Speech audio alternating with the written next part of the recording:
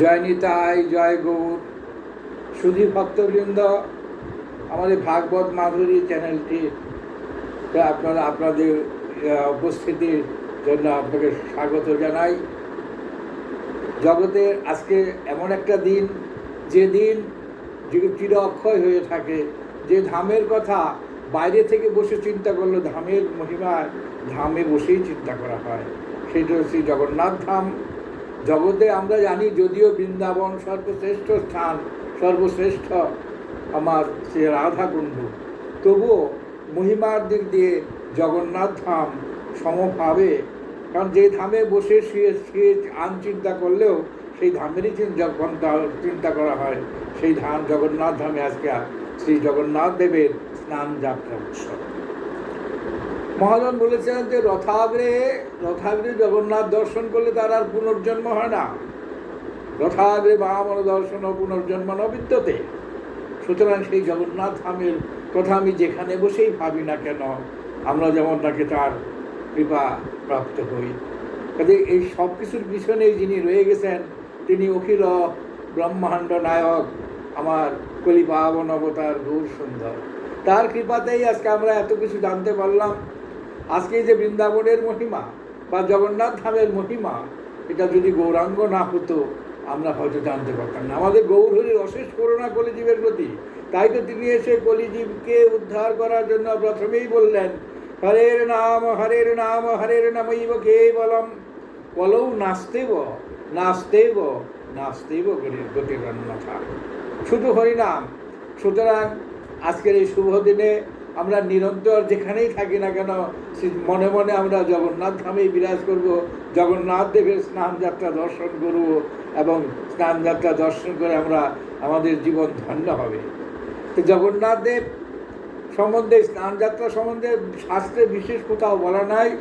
জগন্নাথ সারা বলি এবং জগন্নাথ মহিমায় কিছু কিছু বর্ণনা করা আছে, আমরা জানতে দেখতে পাই।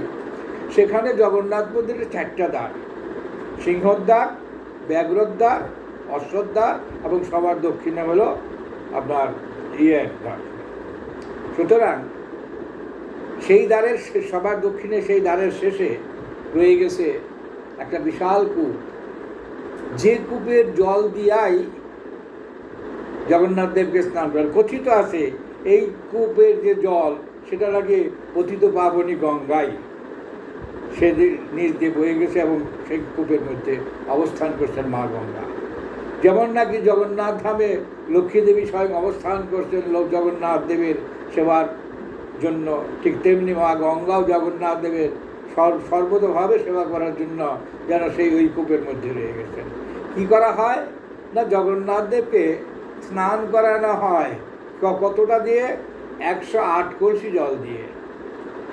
সুতরাং 108 কলসি জল জগন্নাথ দেবকে স্নান করা হয়, তারপর শালগ্রাম শিলাকে স্নান করানো হয়, তারপরে বলদেবকেও স্নান করানো এবং সুভদ্রাকেও স্নান করানো হয়। এবং এত জলে স্নান হয়, ভক্তরা এত ভক্ত থাকেন যে শেষ পর্যন্ত জগন্নাথের জ্বর এসে যায়। শুধু জ্বর না, সাধারণ মানুষের মতো। তিনি তো ভক্ত বাৎসল ভগবান, ভক্ত বৎসল জগন্নাথ। তিনি জগতের নাথ, কারো একার না। হ্যাঁ, তুমি একজন নর, দুইজন আর নও, বলি জগজন জীবন বল্লভ। তুমি একজন আর নও, দুইজন আর নও। এই কথাই যেন জগন্নাথ ধামে জগন্নাথের এই লীলার মধ্যে দিয়ে প্রকাশ করেছেন। তিনি জগতের নাথ বলে, তাই তো তিনি বলেছেন তো, তিনি যে আমি সবাই যেখানেই যাক না কেন, তার দেখেন আমরা একটা জগন্নাথকে যদি দেখি, মানে একদম ছোট জগন্নাথ বলা হয়, হাত পা ঠিক নাই, পুরো নয়, চোখগুলো বড় বড়। কেন বলে, এইরকম বিগ্রহের পিছনে যে লীলা আমরা সবাই জানি, যে দ্বারকা ধামে অন্যান্য মহিষীরা মানে অন্দরমহলে মা রোহিণীকে বলেছিলেন, মাগো আপনি তো সবই জানেন বৃন্দাবন লীলার কথা, যদি কৃপা করে আমাদের একটু শ্রবণ করান, আমরা ধন্য হই। ওনারা তো থাকেন না। তো এটা প্রথমে মা রোহিণী রাজি না হলেও তাদের অনুরোধে পরে যে কথাটা বলেছিলেন, যে তাহলে এক কাজ করা যাক, সুভদ্রাকে দাঁড় করিয়ে দিয়ে আমরা বৃন্দাবন লীলা শ্রবণ করি। সংক্ষেপে বলছি, কেননা বৃন্দাবন লীলা এত মধুর লীলা যে শ্রবণ করতে করতে মানে এমন কোনো জীব নাই বা মানুষ নাই যে বিগলিত হয় না। সুতরাং সেই লীলা যখন বলা শুরু করলেন, সুভদ্রা দ্বারে দাঁড়িয়ে থেকে তিনি সেখান থেকে শ্রবণ করেও বিগলিত হয়ে গেলেন। কিছুক্ষণ পরে বলদেব এবং শ্রীকৃষ্ণ নিজে যখন এসেও তারাও একই অবস্থায় বিগলিত হয়ে গেলেন।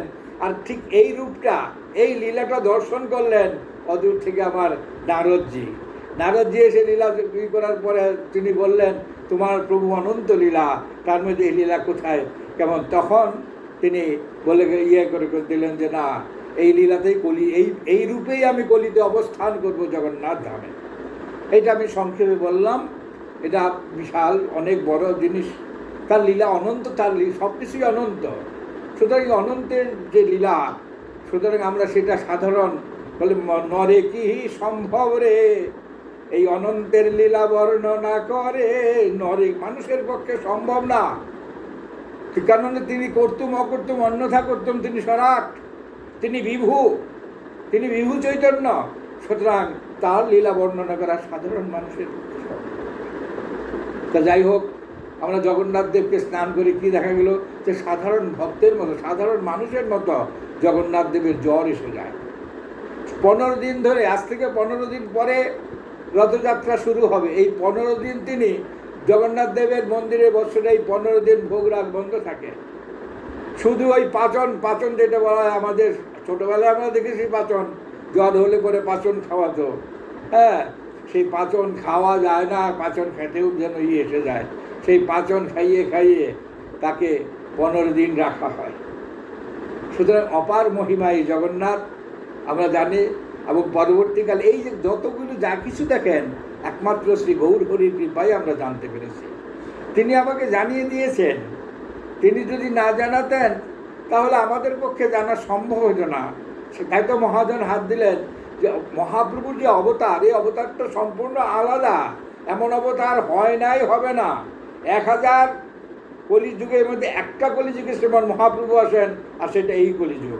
আমরা কত ভাগ্যবান যে আমরা এই কলিযুগের অবস্থান করছি, এবং এই কলিযুগেই আমরা এই সমস্ত লীলা আস্বাদন করছি, সাধু সঙ্গ করছি, তীর্থ পর্যটন করছি। এইটাও মহা সৌভাগ্য। যদিও জগন্নাথ ধামের মহিমায় বলা আছে, অতি দুরাচার ব্যক্তিও জগন্নাথ ধামে অবস্থান করে বলে তিনিও তার পরম প্রাপ্তি পান, তার চরণ সেবা প্রাপ্ত হন। সুতরাং আমাদের একটা জিনিস ভাবতে হবে যে সদা সর্বদা, কারণ তার বিগ্রহটা কেমন, সচ্চিৎ আনন্দ, সচ্চিৎ এবং আনন্দ। এই সচ্চিদানন্দ বিগ্রহ তিনি, এই উপাদান দিয়ে তার দেহ করা, তিনি সচ্চিদানন্দ সৎ বিগ্রহ। ঠিক প্রতিটি মানুষ সেই জায়গায় যেতে গেলে, আমরা তো পঞ্চভৌতিক দেহ, ক্ষিতি অপ্তেজ মরুদ বোম, পঞ্চভৌতিক দেহ, এই দেহটা নিয়ে আমরা সদা সর্বদা মেতে থাকি। এই দেহটা আমি আমার করতে করতে। কিন্তু সেই জন্যই আমাদের এই শাস্ত্র, সাধু সঙ্গ, সাধু গুরু বৈষ্ণব।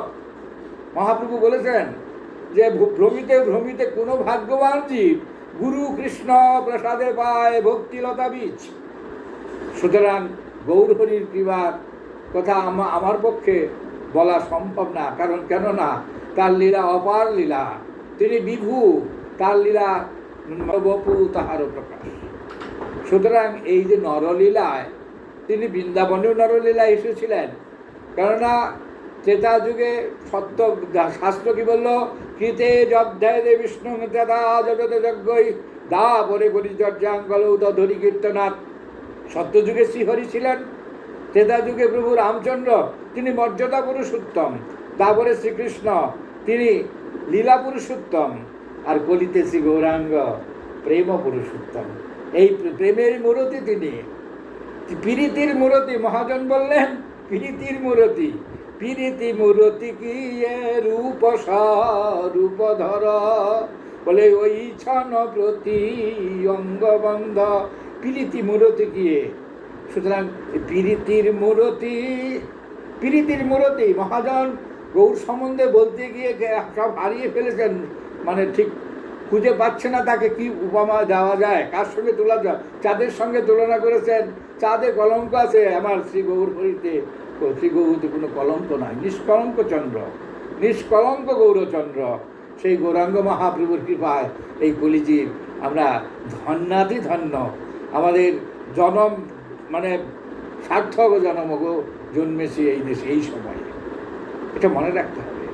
তা যাই হোক, মূল কথা হচ্ছে স্নানযাত্রা, প্রত্যেকটা তার স্নানযাত্রা, রথযাত্রা, চন্দন যাত্রা, ওখানে যা কিছু হয় সবই যাত্রা। তা জগন্নাথ ধামের সঙ্গে যে আজকে যে স্নানযাত্রা বা রথযাত্রার যে তুলনা, বলে এটা কি হয়, এটা হলো নীলাচল থেকে সুন্দরাচল গমন।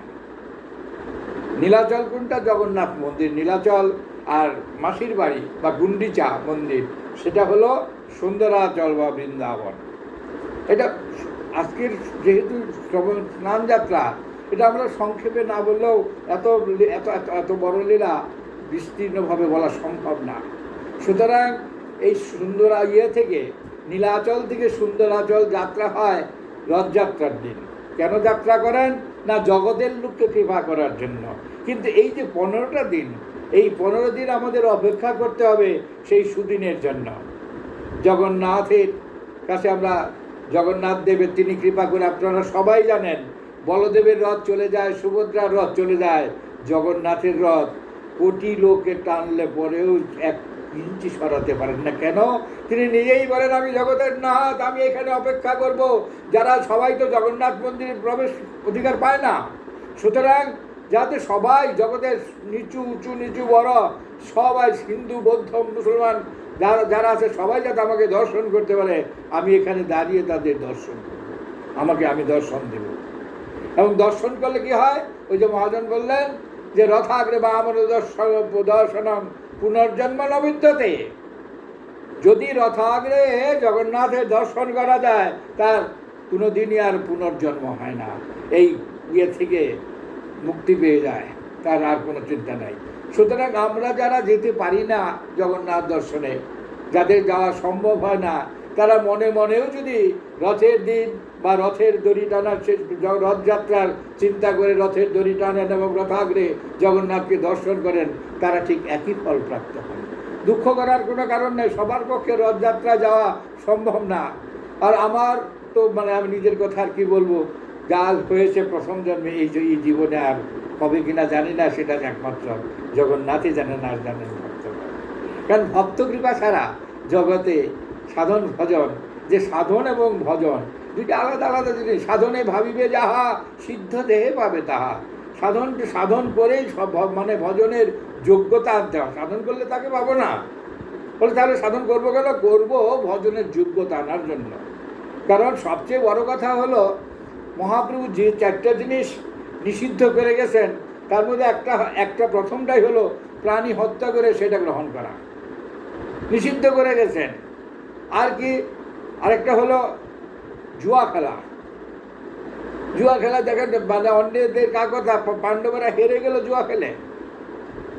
হ্যাঁ, সুতরাং জুয়া খেলা নিষিদ্ধ। আর কোথায়?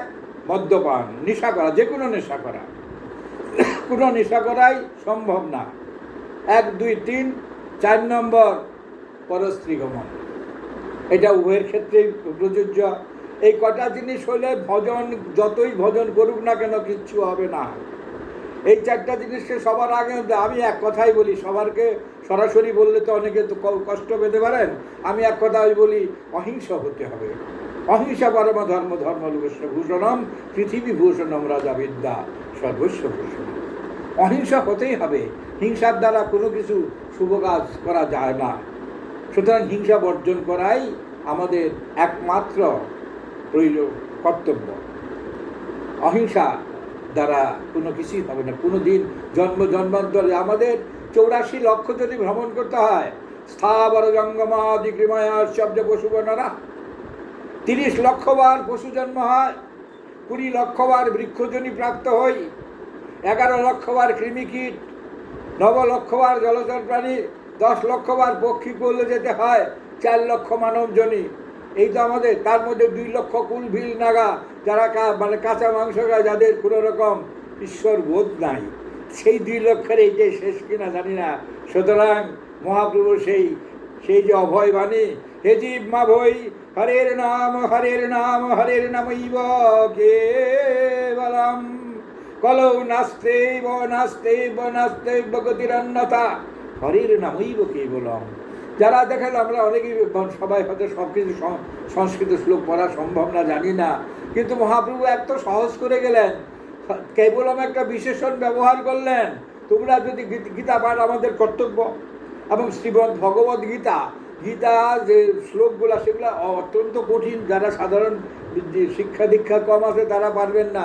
সেই জন্য মহাপ্রভু সেটা ভেবেই, কলিজীবের কথা ভেবে বললেন হরের নাম হরের নাম হরের নামই বা কেবলম। এই যে 16 নাম 32 অক্ষর, এই 16 নাম 32 অক্ষরের মধ্যে নিখিল মানে অখণ্ড মানে আমাদের শাস্ত্র রয়ে গেছে, নিখিল শাস্ত্র বিরাজিত। এই 16 নাম 32 অক্ষরের মধ্যে রয়ে গেছে, যদি প্রেম সে করা যায়, যে রূপে মহাপ্রভু সেটা বলেছেন, যে রূপে লইলে নাম প্রেম উপজয়, তাহার লক্ষণ শোনা স্বরূপ রাম রায়। যারা মহাপ্রভুর সদা সর্বদা সঙ্গে থাকতেন, আজকে যে জগন্নাথের মহিমা, এই যে বৃন্দাবন, লুপ্ত বৃন্দাবন উদ্ধার, যদি গৌরাঙ্গ না হতো, যদি মহাপ্রভু না আসতেন, তাহলে আমরা এগুলা কিছুই জানতে পারতাম না, সম্ভব হতো না। এটা মহাপ্রভুর অহৈতুকী কৃপা কলিজীবের প্রতি।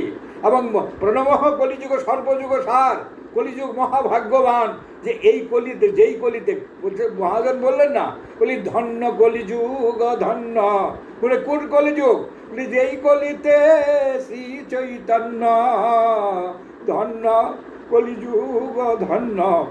আমরা ধন্য, ধন্যাতে ধন্য এই কলিযুগ, যে যুগে মহাপ্রভু এসেছেন, এই বৈবস্বত মন্বন্তরে এই কলিযুগে। সুতরাং আমরা মহাভাগ্যবান, আমাদের কখনো নিজেকে মানে না মনে করি, আমাদের গর্ব হওয়া উচিত যে এই যুগে এসেছি, যে যুগে মহাপ্রভু এসেছিলেন। মহাপ্রভুকেও যদি বলে, আমরা যখন ওই যে নরোত্তম ঠাকুর মশাই গিয়ে বললেন, বলে হইল পাপিষ্ঠ জনম তখন না হইল, হেন মহামহুত সব দেখিতে না পাইল। হইল পাপিষ্ঠ জনম তখনই না হইল, হেন মহামহোৎসব দেখিতে না পাইল। তাতে কি আছে, আমি তার জন্য দুঃখ করি না, কারণ আমার যখন যতটুকু পাবার ততটুকুই পাবো। আমি তো এই কলিতেই আছি। আজ থেকে 550 বছর মহাপ্রভু এসেছিলেন, 550 বছর আগে, 51-52 হয়েছে, যাই হোক, তখন তিনি লীলা করে গেছেন, কিন্তু এখন কি তিনি নাই? অবশ্যই আছেন।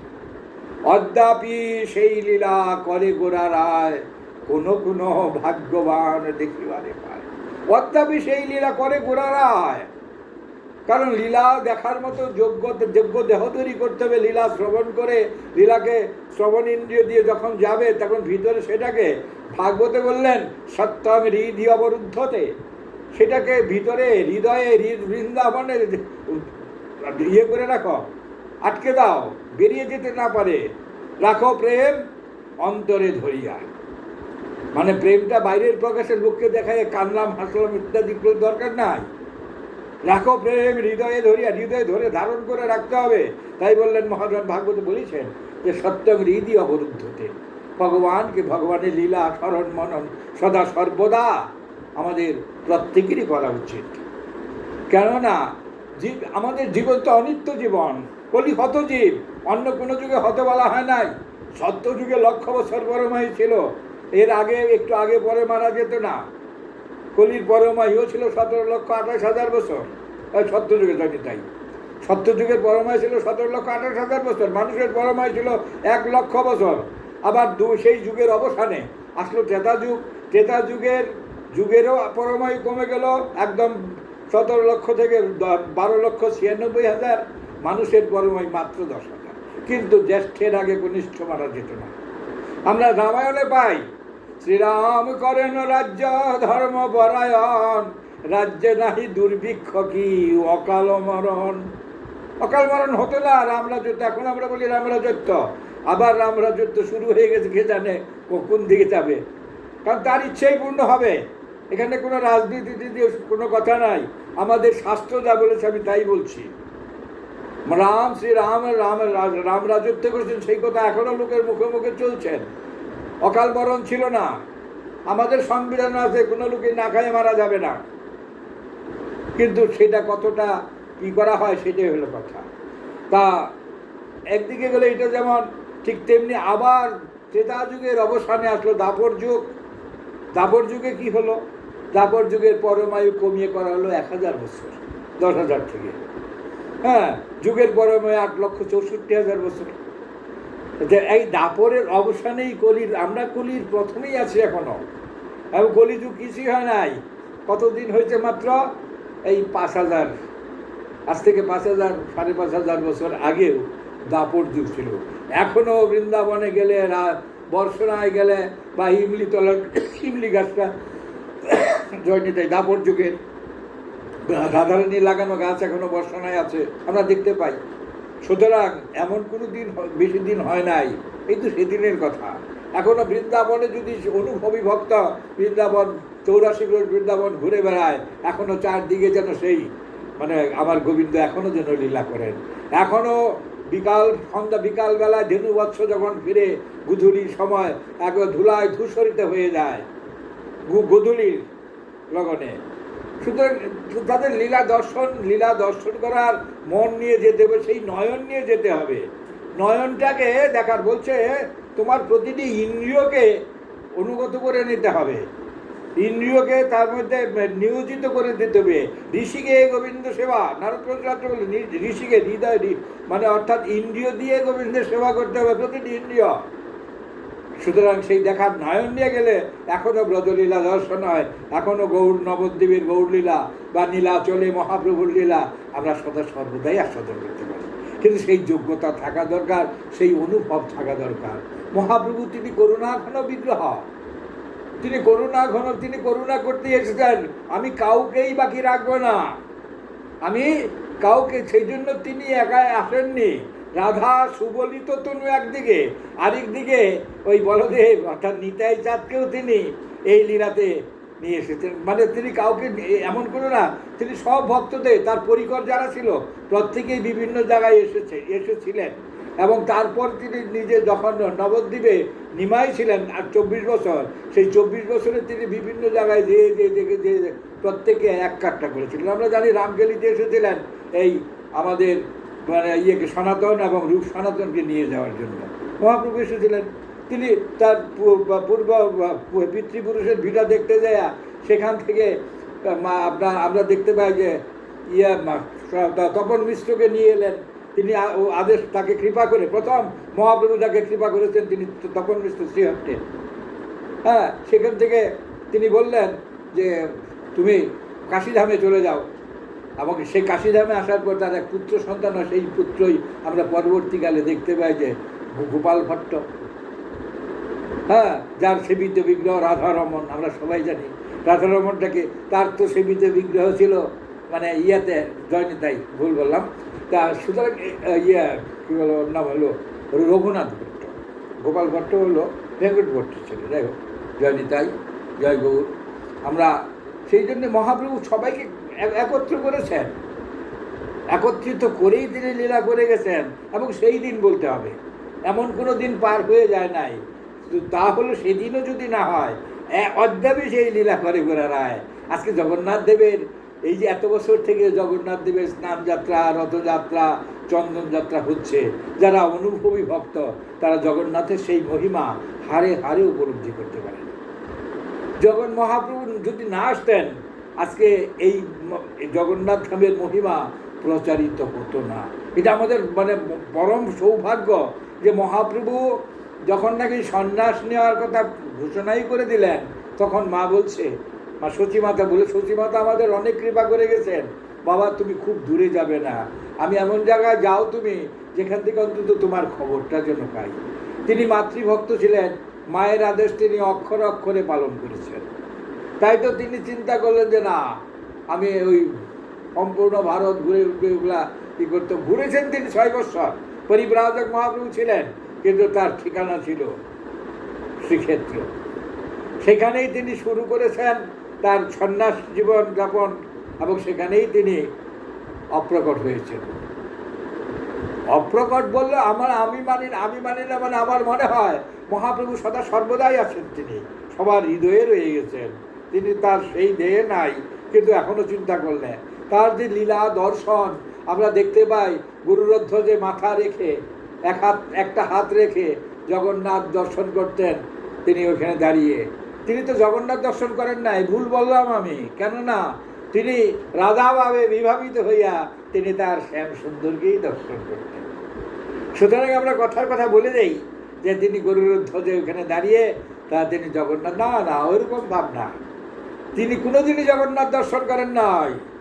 তিনি যে দর্শন করেছেন, তিনি শ্যাম সুন্দরকে তিনি রাধাভাবে বিভাবিত করেন। একদিন দেখা গেল কতটা তিনি মানে একদম ডুবে যেতেন সেখানে, যে দেখা গেল ওখানের এক ভক্ত মা এক পা ওই ইয়েতে দেওয়ালে দিয়েছে, আরেক পা মহাপ্রভু কান্দে দিয়ে জগন্নাথ দর্শন করতেছে। তো মহাপ্রভু করিকর গোবিন্দ ওই দেখে তাড়াতাড়ি করে তাকে নামাতে যাবে, মহাপ্রভু বাধা দিয়েছেন, না দাঁড়াও, ওই মায়ের মতো ভক্তি আমারও হয় নাই।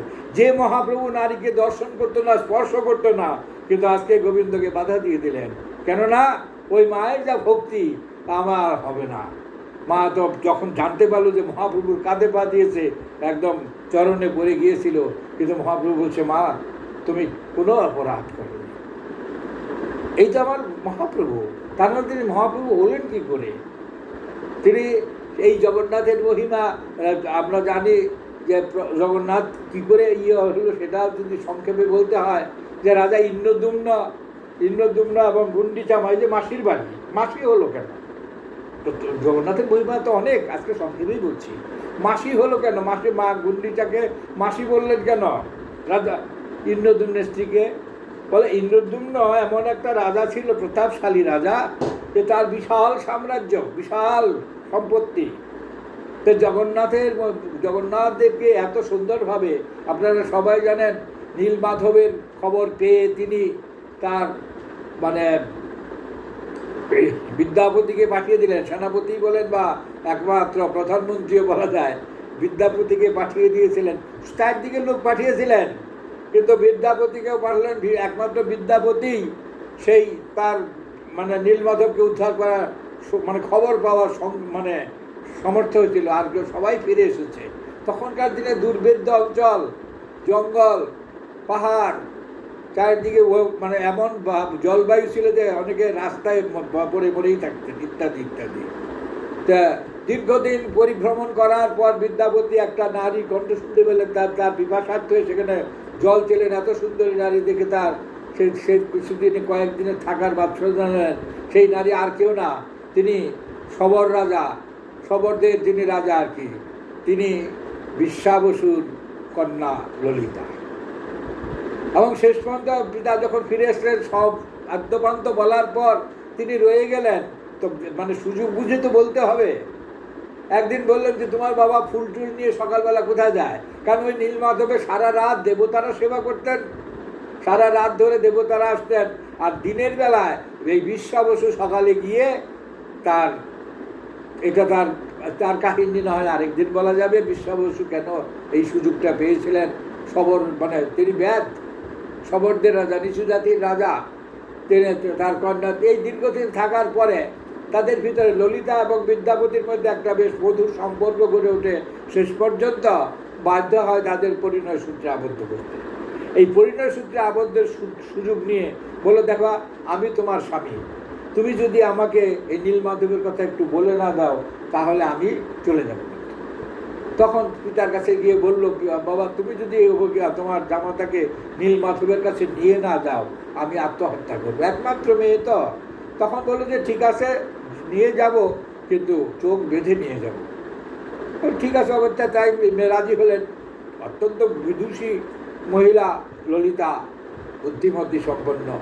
তিনি বললেন কি, যাওয়ার সময় স্বামীকে কিছু সর্ষে বেঁধে দিয়েছিলেন, যে এটা নিয়ে যাও, কিছুদিনের মধ্যে বর্ষা নামবে, আর তুমি পরে পরবর্তী সর্ষে গাছটা যখন উঠবে ওই গাছ দেখে দেখে যেতে পারবে, ইত্যাদি। আমরা কাহিনী জানি। এবং পরবর্তীকালে রাজা খবর পাওয়ার পর, সংক্ষেপে বলে দিলাম, রাজা ইন্দ্রদ্যুম্নের কাছে যখন খবর পেলেন, তিনি সৈন্য সামন্ত নিয়ে এসেছিলেন, তা সেখানে গিয়ে না বিশ্বাবসু দর্শন পাইছে, এমন একটা মানে ঝড় বৃষ্টি হয়ে গেল যে তারা কেউই কেন পেলেন না। এখানে থেকে প্রত্যেকটা লীলার পিছনে, জগন্নাথ বা নীলমাধব যাই বলি, সে তার লীলার পিছনে একটা কারণ থাকে। রাজা ইন্দ্রদ্যুম্নের অহংকার এসে গেছিল যে আমি নীলমাধবকে উদ্ধার করতে পারলাম, ইত্যাদি ইত্যাদি। এই নীলমাধবের মহিমা শোনার পরে যে কাজটা করেছিলেন, কিন্তু তার মনে অহংকার এসে যাওয়াতে, তিনি তো দর্পহারী ভগবান, তিনি কখনোই করতে পারেন না, তো দর্প চূর্ণ করে দেন। এখানে তার ব্যতিক্রম হয় নাই। যাই হোক, পরবর্তীকালে এই নীলমাধবের আদেশে বলছে আমি দারু দারু বৃক্ষ রূপে যাব, ওইখানে আমাকে এইভাবে এই যে যার জন্য সেই জগন্নাথ কে এই মানে কলেবর 12 বৎসর পর পর নবকলেবর হয়, আমরা জানি নবকলেবর এইভাবে তৈরি হলো, এইভাবে জগন্নাথের আবির মহিমা হলো। কিন্তু এই নীলমাধবকে যখন তিনি কলিতে জগন্নাথ রূপে অবস্থান করে জানলেন, জানিয়েছিলেন নারদজিকে আমার সেদিন, তারই পরিণতি এই জগন্নাথপুরীতে পরবর্তীকালে আমরা দেখতে পাই যে জগন্নাথ দেবের যে মন্দির, সেখানে সবার প্রবেশ অধিকার নাই। আমরা একটু আগে বলেছি কিছুটা, সবার প্রবেশ অধিকার নাই। এবং মহাপ্রভু তখন যখন বিরাজ করছেন, মহাপ্রভু তখন রাজা আমার ইন্দ্রদুম্ন একটা জিনিস চেয়েছিলেন, মা গুন্ডিচা এবং ইন্দ্রদুম্ন মিলে সবাই বলেছিলেন যে তার কাছ থেকে যখন কিছু মানে বর চাইতে বললেন, তখন বলছে আমার বর যদি দিতে হয় আমাকে এই বর দাও, আমি যেন নিবংশ হয়ে যাই, অর্থাৎ আমার পরবর্তীকালে তোমার এই সম্পত্তি নিয়ে ভাগাভাগি করবে, তা আমি হতে দেব না। এখানে যা জগন্নাথের যা সম্পত্তি থাকবে সবই তোমার। এই এত বড় ত্যাগের পুরস্কার হিসাবে তিনি মা গুন্ডিচাকে বলেছিলেন, মায়ের বোন, আমার মা তো একজনই, তা মায়ের তুমি মায়ের সমান, আজ থেকে তো এই জন্য মাসির বাড়ি বলি আমরা, এই জন্যই মাসির বাড়ি বলা হয় মা গুন্ডিচা। এবং গুন্ডিচা মার্জন হয় প্রতিবার জগন্নাথ দেবের ইয়ের আগে গুন্ডিচা মার্জন, এদের মধ্যে গুন্ডিচা মার্জন শুরু হয়ে যাবে। এবং এই গুন্ডিচা মার্জন শুরু করেন কে? তখন রাজা প্রতাপরুদ্র, পুরীর রাজা প্রতাপরুদ্র কোনোভাবেই মহাপ্রভু রাজ দর্শন করতেন না। প্রকৃতির কথা তো নাই, নারী দর্শন করতেন না, নারীর সম্ভাষণও করতেন না। কেননা সেই জন্য পুরীর রাজা বলছে মন্ত্রের সাধন কিংবা শরীর বতন। রাজা প্রতাপরুদ্র বলেছিল মহাপ্রভুর কৃপা যদি না পাই আমার রাজত্বই কি আর রাজাই কি আর কি, আমার জীবন কি। সুতরাং আমাকে যেন তেন প্রকারে না, অনেক চেষ্টা করেছিলেন সার্বভৌম পণ্ডিত, স্বরূপ দামোদর এবং কাশী মিশ্র সবাই মিলে মহাপ্রভুকে বহু অনুরোধ করার পরেও মহাপ্রভু বলছে তোমরা যদি আমাকে বেশি বিরক্ত করো, আমি এখান থেকে ওই ইয়েতে চলে যাব, তোমার কি একটা জায়গা যাই হোক ওইখানে চলে যাব। তা আমরা মহাপ্রভু বলছে না না প্রভু তুমি কেন চলে যাবে, তুমি এখানেই থাকবে।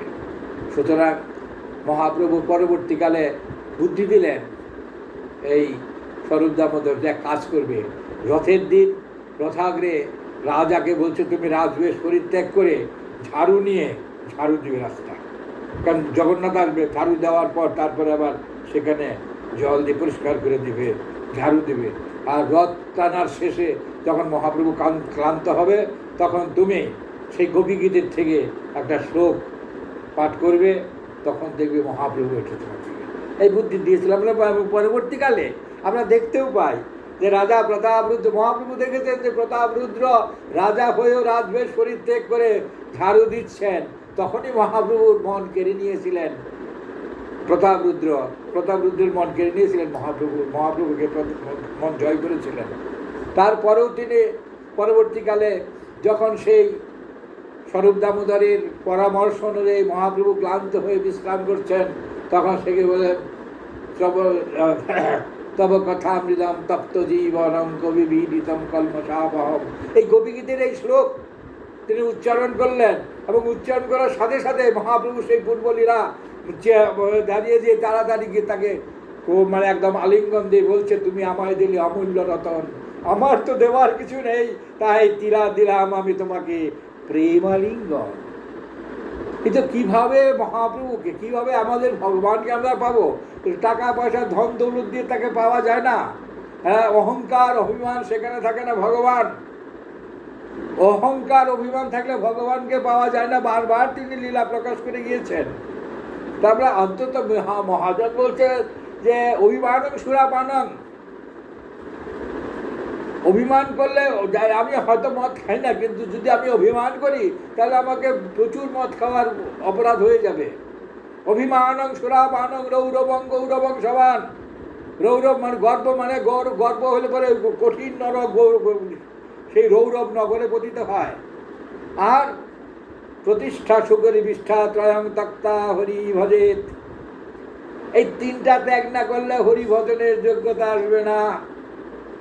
তাই শুধু ভক্তবৃন্দ, আজকের সেই শুভ দিন আমরা বারবার মনে করতেছি। আজকে আমরা মনে মনে জগন্নাথ ধামে যাব, জগন্নাথ দেবের স্নান যাত্রা দর্শন করব, এবং সেখানে যদি অংশগ্রহণ করা যায় তাহলে তো আরও ভালো। এবং বাড়িতে জগন্নাথ দেবকেও আমরা 108 কলসি কী দিয়ে করানো হবে? আমরা যে বলি পঞ্চামৃত স্নান, হ্যাঁ, দধি দুগ্ধ ঘৃত মধু শর্করা, আর আরেকটা পঞ্চগব্য হচ্ছে এই দধি দুগ্ধ ঘৃত মধু তো থাকবেই, আর কি থাকবে? গোময় এবং গোচনা, এই সব একত্র করে নিয়ে জগন্নাথ দেবকে 108 কলসি জল দিয়ে স্নান করানো হয়। স্নান করার পরে যেটা বলেছিলাম, যেখানে থেমেছিলাম, সেটা হলো জগন্নাথ দেবকে তা জ্বর এসে যায় স্বাভাবিকভাবে, এত জল দেওয়া স্বাভাবিক। জগন্নাথ দেবের জ্বর এসে যায় এবং 15 দিন জগন্নাথ মন্দিরে ভোগরাগ বন্ধ থাকে। এই 15 দিন পাচন খেয়েই কাটান এবং মাসির বাড়িতে অবস্থান করেন। মাসির বাড়িতে এই কথা দিয়েছিলেন মাসিকে, মা গুন্ডিচাকে। এবং এই যে গুন্ডিচা মার্জন সম্বন্ধে যেটা বলছিলাম, সেটা একটু না বললে আধুরা থেকে যাবে। এই গুন্ডিচা হলেন গুন্ডিচা দেবী। গুন্ডিচাতে মহাপ্রভু বলছেন আমাকে সেই মানে যে ঝাড়ু দিয়ে করা হয়, সংমার্জনী বলা হয় তাকে, সংমার্জনী এনে দাও। মানে 4 রকমের সংমার্জনী দিয়ে মহাপ্রভু নিজ হাসতে সংমার্জনী জগৎকে জানিয়ে গেলেন, আপনি আচরি ধর্ম পরকে শিখাও, আপনি না আচরিলে শিখানো না যায়। আপনি আচরি ধর্ম পরকে শিখাও। মহাপ্রভু নিজেই কাকর বালি কাকর পরিষ্কার করলেন, বলে আমাদের এই হৃদয়টাও জন্ম জন্মান্তরে কাকর বালিতে ই হয়ে আছে। সেই জন্য তো তিনি শিক্ষাশ্রমের 3 নম্বর শ্লোকে বলেই দিয়ে গেলেন আমাদের, প্রথমে বললেন যে চেত 3 নম্বর শ্লোক না, প্রথমে চেত দর্পণ মার্জন ভব মহাদাবাগ্নি নির্বাপন। তোমার এই চিত্তরূপ দর্পণটাকে মার্জন করা আছে গুন্ডিচা মার্জনের মধ্য দিয়া জগৎবাসীকে শিক্ষা দিতে গেল।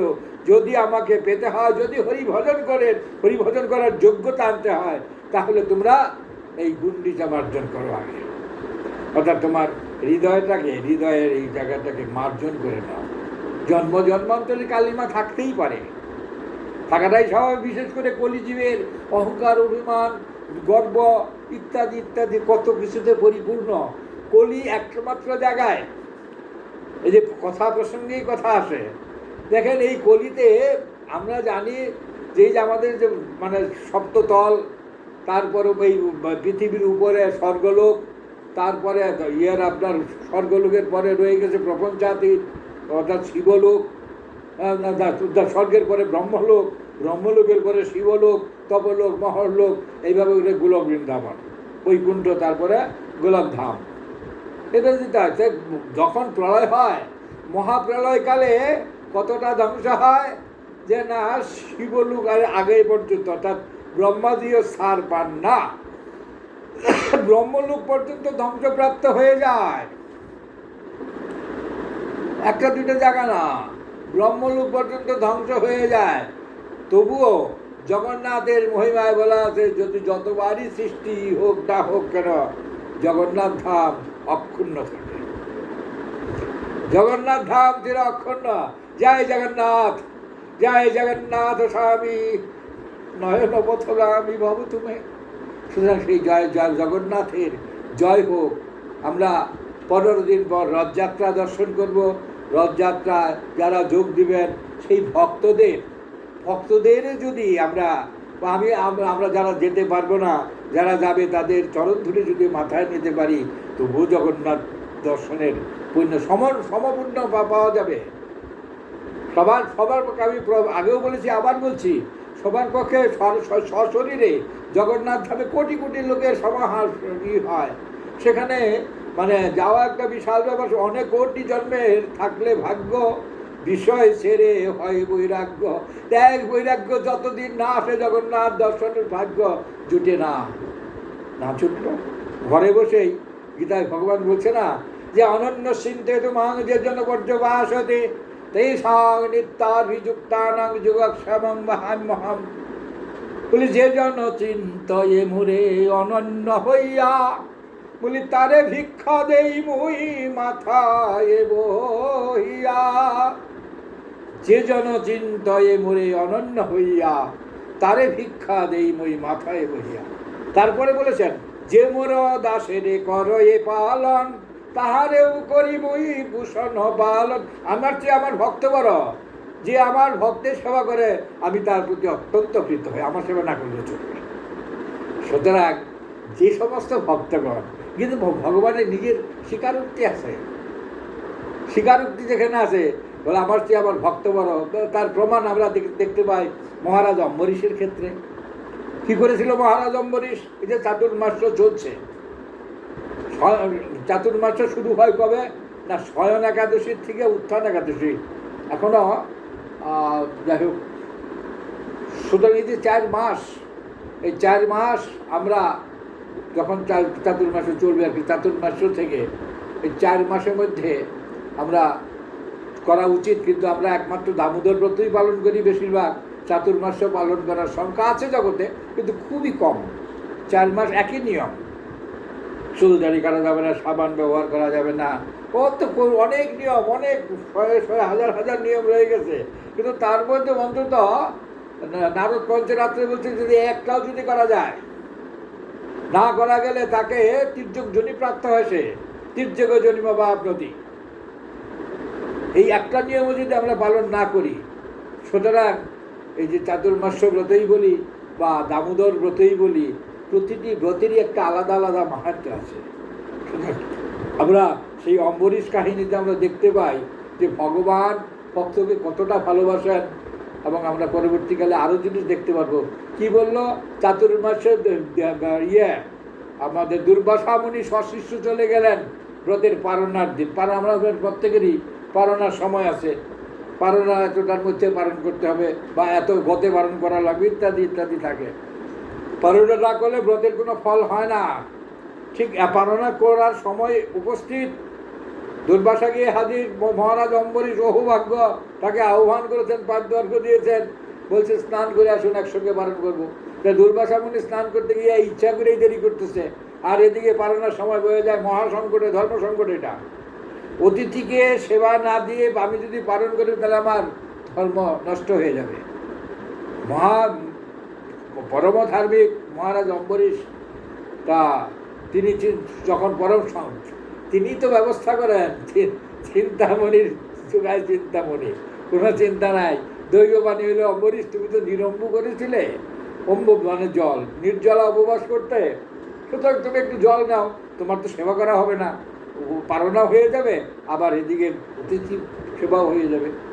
তা যেই একটু জল, 1 গন্ডু জল নিয়ে পালনা করতে যাবে, অমনি দুর্বাসায় না একেবারে, কি আমাকে বাকি রেখে তুমি পালনা করতে চাও আমাদের অতিথির সেবা না দিয়ে? হ্যাঁ, তার জটা ছিঁড়ে একটা অগ্নিদত্ত তৈরি করে দিল। যেন অগ্নিদত্ত যখন মহারাজ অম্বরীশের দিকে ছুটে যাচ্ছিল, আমরা সবাই জানি মহারাজ অম্বরীশ করজোরে তার সেই গোবিন্দের শরণাগতি নিয়েছিলেন, একটুকু ভয় পায় নাই। যারা ঈশ্বরের শরণাগতি তাদের মানে মা ভয় পাবো কেন? ভয়ও যাকে ভয় পায়, তার শরণে যদি থাকি কিসের ভয়? কোনো ভয় নাই, মা ভয়। এবং সেই মানে সুদর্শন যখন আসতে, সুদর্শন করলো কি, ওই অগ্নিদত্তকে প্রথমে শেষ করলো, তারপর অম্বরীশের দুর্বাসার দিকে যখন গেছে, তখন দুর্বাসা ঊর্ধ্বশ্বাসে ছুটে ছুটে কখনো দেবাদিদেবের কাছে, দেবাদিদেব বললো যে আমি জানি না, ব্রহ্মাজি বললেন আমি জানি না, যার সুদর্শন তার কাছে যাও, ইত্যাদি ইত্যাদি সংক্ষেপে বলছি। তা সুদর্শন নিয়ে যখন গোবিন্দের কাছে গেলেন, তিনি বললেন যে আমাকে বাঁচাও। বলে কেন, কি হয়েছে, কি সব শুনলেন? বললেন তা আমি জানি না। তার অহং ভক্ত পরাধীন, অহং ভক্ত পরাধীন। দুর্বাসা বলে কি, আমি তো জানি না, এতদিন ধরে আমরা ঋষিরা যারা ধ্যান করতেছি তারা তো জানি তুমি সর্বকারণের কারণ, তুমি করতুম, তুমি অকর্তুম, তুমি অন্যথা করতুম, আর আজকে জানলাম তুমি ভক্তের অধীন না, শুধু পরাধীন। এটা কেমন করে হলো? বলে একটা কথা বলি দুর্বাসা, তোমাকেই বিচারক করে দিলাম। বলে কি হবে? বলে দেখো, তুমি যখন অগ্নিদত্ত তৈরি করে দিলে, অম্বরীশ কি কারো কাছে গেছিল? তোমার কাছে বলছিল আমাকে বাঁচাও, আর তুমি দেখো ত্রিভুবন ঘুরে শেষ পর্যন্ত আমার কাছে আসছো।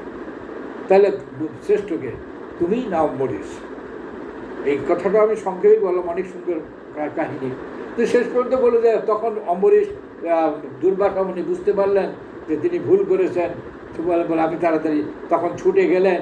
ছুটে যাওয়ার পর মহারাজ অম্বরীশ স্বাগতম স্বাগতম অহোভাগ্য বলে তাকে সাদরে পায়ক মানে পারায়ণ করে নিয়ে তারপরে করেন। এই দেখে এবং তখন মহারাজ অম্বরীশ বলছেন আর কৃপা করে যখন এসেছেন কয়েকটা দিন এখানে অতিবাহিত করে যান, সঙ্গ কৃপা করে দান, কৃপা দান করে যান। বলছে না না আমি থাকতাম, আমার থাকতে ইচ্ছা করছে, তোমার মতো ভক্তের সঙ্গ করারও আমার ইচ্ছা করছে, কিন্তু না অনর্থ হয়ে যাবে। আমি এই কথাটা এই ঘটনাটা যাই আগে আমাদের ঋষিকুলে জানাই, তারা যেন এই ভুল না করে। সুতরাং এখানে ভক্তের অধীন ভগবান, ভগবান বলছে আমার চেয়ে আমার ভক্ত বড়, আমার ভক্তকে যে কষ্ট দেয় তাকে আমি ছাড়ি না, আমাকে যা খুশি করো। সুতরাং এটা একটা লীলা না, অনেক লীলা রয়ে গেছে। আমরা সুতরাং ভক্তাধীন ভগবান, সেই ভক্তাধীন ভগবানের স্মরণ নিয়ে আমরা যদি সকাল থেকে ব্রাহ্ম মুহূর্ত থেকে সারাদিন সে লীলা স্মরণ করে করে অতিবাহিত করতে পারি, তাহলেই আমরা কী করবো। সুতরাং এই শুভ দিনে আমরা সেই জগন্নাথের শরণাগতি নিব এবং প্রতিদিন উঠার সময় যখন আমরা বিছনা থেকে উঠব তখন এমন জায়গায় থাকবো যেন তার মানে অবয়ব দেখতে পাই, তাকে স্মরণ করে গৌর গৌর গৌর গৌর গৌর গৌর গৌর গৌর গৌর গৌর গৌর গৌর গৌর পাহিমাং গৌর গৌর গৌর গৌর গৌর গৌর রক্ষমাং কৃষ্ণ কৃষ্ণ কৃষ্ণ কৃষ্ণ কৃষ্ণ কৃষ্ণ কৃষ্ণ হে কৃষ্ণ কৃষ্ণ কৃষ্ণ কৃষ্ণ কৃষ্ণ কৃষ্ণ কৃষ্ণ হে কৃষ্ণ কৃষ্ণ কৃষ্ণ কৃষ্ণ কৃষ্ণ কৃষ্ণ পাহিমাং কৃষ্ণ কৃষ্ণ কৃষ্ণ কৃষ্ণ কৃষ্ণ কৃষ্ণ রক্ষমাং। এই প্রণাম করে ঈশ্বরকে হৃদয়ে ধারণ করে মাটিতে পা দেওয়ার আগে প্রকৃতি মাতাকে প্রণাম করে তার কাছে ক্ষমা প্রার্থনা করে দিনের কাজ শুরু করব। জয় নিতাই, জয় গৌর। আপনাদের সকলকে সশ্রদ্ধ প্রণাম ধন্যবাদ জানিয়ে আজকের হরিকথা এখানেই বিশ্রাম। নিতাই গৌর সীতানাথ প্রেমানন্দে হরি হরি বলবন হরি বল বল জয় রাধে শ্যাম।